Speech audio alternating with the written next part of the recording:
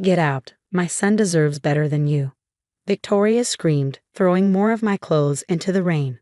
I stood on the driveway, watching as she ruined my things, a cruel smile on her face. The silk blouse James gave me for our anniversary landed in a muddy puddle. My name is Emma, and at 34, I was watching my mother-in-law of 8 years destroy my life. What she didn't know was that the security cameras I had installed a month ago were recording everything. "You're just a gold digger," she shouted over the storm. James finally sees the truth. She came out again, this time holding my jewelry box. My heart sank. My late mother's wedding ring was in there. "Victoria, please," I said calmly. "Let me pack my things." She laughed loudly. "Pack? You should crawl away with nothing, just like when you came here." Lightning lit up the sky as Victoria stood in the doorway of the home I'd lived in for years. Behind her, I saw James in his study, pretending not to see what was happening. Looking back, I should have seen this coming. Victoria had always disliked me. Lately, James had been distant too. Late nights at work. Secret phone calls. But I'd been focused on my job as a child psychologist, believing our marriage was strong. I was wrong. "Why are you doing this?" I asked if I already knew. Victoria never thought I was good enough. Now it looked like she had finally turned James against me. "Don't act innocent," she snapped, throwing my jewelry box to the ground. It popped open, and the contents spilled into the mud. I stepped forward to get my mother's ring. But then she said something that froze me. "James already signed the divorce papers. You get nothing, no money, no house, nothing," she said, almost gleefully. "You should have signed that prenup." The prenup. The one she pushed before the wedding. The one James said I didn't need to sign. The one that somehow reappeared last month, already signed with my name. I looked up at the tiny red light of the hidden camera by the porch. A month ago, things had started feeling off. That's when I installed the cameras, with sound recording too. What they captured was enough to change everything. "You're right," I said quietly. "I should leave." She looked surprised. She wanted a fight, tears, begging. Instead, I calmly picked up my mom's ring, wiped it off, and slid it onto my finger. "That's it?" she asked, suspicious. "You're just going to walk away?" I looked up at the house one last time. "Yes, Victoria, I'm leaving, but we'll talk again soon." She slammed the door behind me as I walked to my car. Thunder rumbled as I drove away, leaving my things behind in the rain. What she didn't know was that I wasn't just walking away. I was getting ready to fight back. The cameras had recorded everything. Her sneaky late-night visits. Her telling the housekeeper how to get into my computer. The man who forged my signature on the prenup. Most importantly, they recorded her talking about the divorce papers I hadn't even seen. But now I had proof they were fake. I drove through the rain to the small apartment I secretly rented last week after seeing the first batch of footage. Once inside, I opened my laptop and connected to the security system. The cameras were still running. On the screen, I saw Victoria smiling as she made a phone call. "It's done," she said. She fell for it. Once James announces his engagement to Sophia next week, she can't do anything. Sophia, the secretary Victoria had personally hired 3 months ago. Now, the puzzle pieces were coming together. I picked up my phone and called a number I'd saved weeks ago. "Diana, it's Emma. I think it's time we had that meeting." "Yes, I have the proof. Everything you suspected about Victoria and the company money. I can show it all." Diana, one of the senior partners at James's firm, had approached me last month. She thought someone was stealing from the company but had no evidence. Now we had plenty. I ended the call and looked at my reflection in the window. I didn't see a broken woman. I saw someone ready to fight back. Victoria thought she won. She thought she got rid of the daughter-in-law she hated. But she had no idea that her little performance tonight had just started her downfall. I started downloading the security footage. It was time to show the world who Victoria Bennett really was. The next morning, I met Diana at a small cafe, far from the office. Her face was serious as she watched the security footage on my laptop. One video showed Victoria sneaking into my home office late at night with Sophia, guiding her through my files. "She's been planning this for months," Diana said, pausing the video. "She used your login to steal private client information.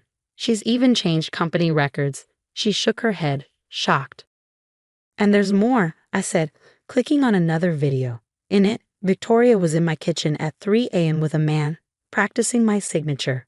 She faked my name on a bunch of documents. One of them is the prenup. Diana frowned. A prenup that suddenly shows up 8 years into the marriage? That's not legal. I nodded, sipping my cold coffee. She told James I signed it before our wedding. Said it had just been lost all this time. And of course he believed her. He always believes her.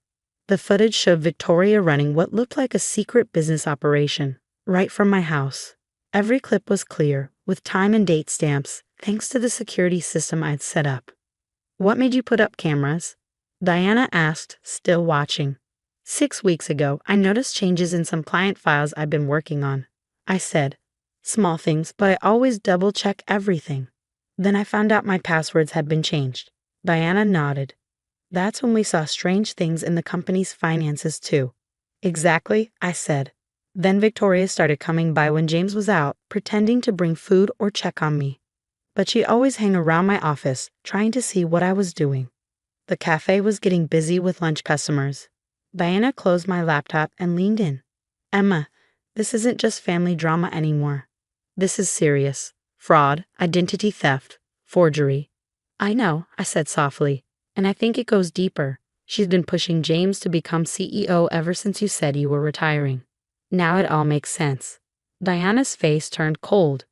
They want him in charge before anyone finds the missing money. With Sophia by his side. They could hide everything, I said. Unless we stop them first. Diana stood up, grabbing her bag. Give me 24 hours to get the legal team ready. Don't let Victoria know anything. Let her think she's already won. Just then, my phone buzzed. A text from James. We need to talk about you picking up your things. I showed Diana. She gave a grim smile. Perfect. Keep playing along. Let them think you're heartbroken and helpless. I typed out a shaky message. Please, can we work this out? I still love you. Good, Diana said, reading it. Overconfident people make mistakes. After she left, I sat in a cafe a while longer, watching happy families and couples around me. 8 years of marriage gone just like that. Or maybe it had been falling apart for a long time, and I just hadn't wanted to see it. Another message buzzed on my phone, this one from Victoria. Don't bother trying to contact James. He's busy planning his future with someone worthy of the Bennett name. I could almost hear her smug voice in those words. But she had no idea. I was planning too. Back at my temporary apartment, I spent the afternoon going through more footage. Something about Victoria's late-night visits didn't sit right with me. I watched closely, again and again. Then I saw it. In one video, Victoria showed her secret visitor some papers. The camera caught our reflection in the kitchen window. A logo, one I recognized. It belonged to one of our biggest business competitors. My hands shook as I zoomed in. This wasn't just about stealing from the company or breaking up my marriage. Victoria was selling company secrets. I grabbed my phone and called Diana. I found something else, I said quickly. It's worse than we thought. She told me to meet her in an hour. Be careful, Emma. If Victoria finds out what you know. I looked around my apartment, suddenly uneasy. I will. See you soon. Just before I left, another text came through from James. I'm sorry it had to end this way. Mother says you'll get the papers tomorrow. Please don't make this difficult. I stared at it for a moment. I felt angry, sad, but more than anything, I felt ready. Oh, James, I whispered. I'm not going to make this difficult.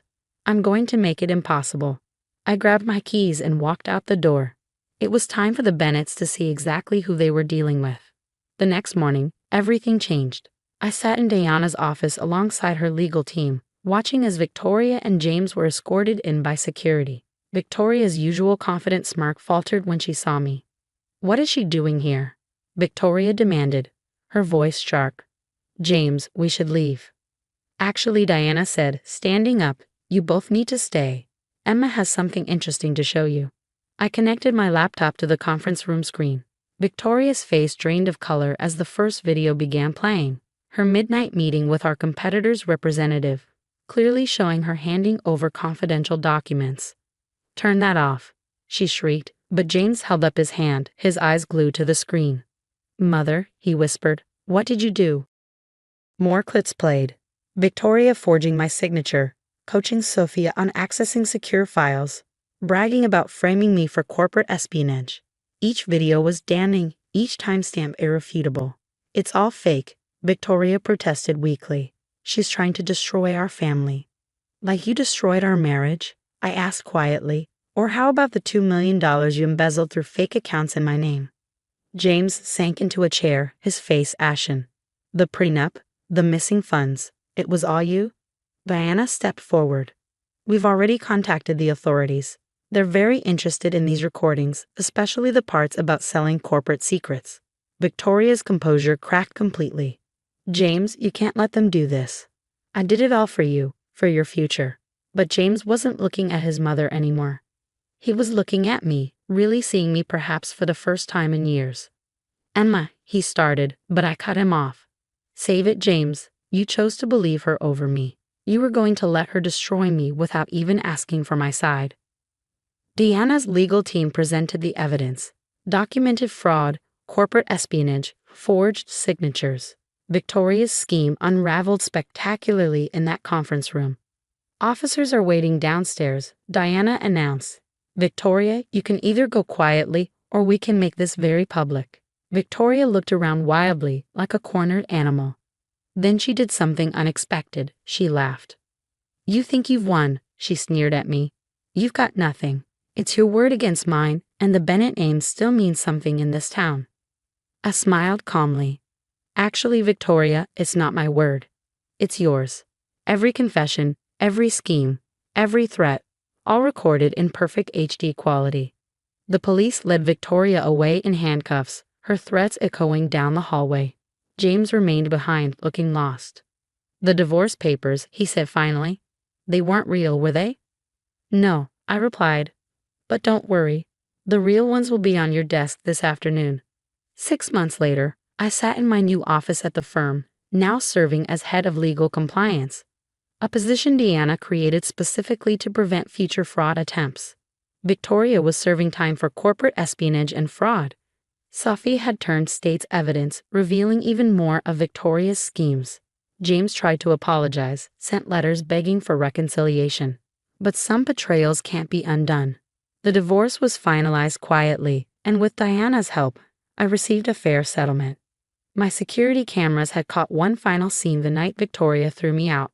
Her confession to James about their plans, his weak protests, his ultimate surrender to her demands. It helped me understand that I hadn't just lost a husband. I'd never really had one. He'd always belonged to Victoria first. Ready for the board meeting? Diana asked, poking her head into my office. I gathered my files and smiled. Ready. As we walked to the conference room, I caught my reflection in a window. The woman looking back wasn't a victim or a pushover. She was a survivor who turned the tables on those who tried to destroy her. Victoria thought she could take everything from me that night in the rain. Instead, she lost everything herself. Sometimes the best revenge isn't about getting even. It's about getting stronger. The security cameras didn't just save my reputation. They showed me who I really was. And that woman, she was just getting started.